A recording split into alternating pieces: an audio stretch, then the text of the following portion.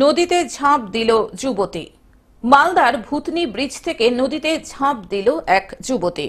প্রত্যক্ষদর্শী এক যুবক নদীতে ঝাঁপ দিয়ে ওই যুবতীকে প্রাণে বাঁচালো। আর এই ঘটনাকে কেন্দ্র করে জোর চাঞ্চল্য ছড়ালো মালদার মানিকচক ব্লকের ভূতনি ব্রিজ এলাকায়। অজ্ঞাত পরিচয় ওই যুবতীকে উদ্ধার করার পর তাকে অসুস্থ অবস্থায় হাসপাতালে পাঠানো হয়। স্থানীয় সূত্রে জানা গিয়েছে, ওই যুবতী অপরিচিত এক নাবালকের কাছ থেকে মোবাইল ফোন নিয়ে কারোর সাথে ফোনে কথা বলছিল। এরপর দৌড়ে ব্রিজের ওপর থেকে ফুলাহার নদীতে ঝাঁপ মারে।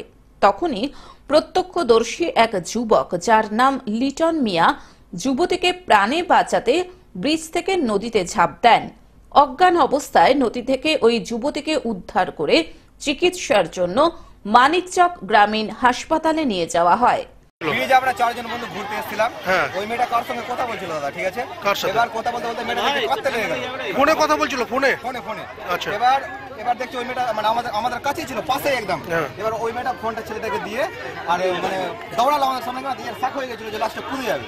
এবার দেখছি সত্যি মেয়েটা কুদে গেছিল, ঠিক আছে? মানে নিচে ঝাঁপ দিয়েছিল? হ্যাঁ, নিচে একদম। এবার ওই মেয়েটাকে বাঁচাবার জন্য আমার বন্ধুরা জুতা টুতা খুলে ডাইরেক্ট জলে ঝাঁপ দিয়েছিল।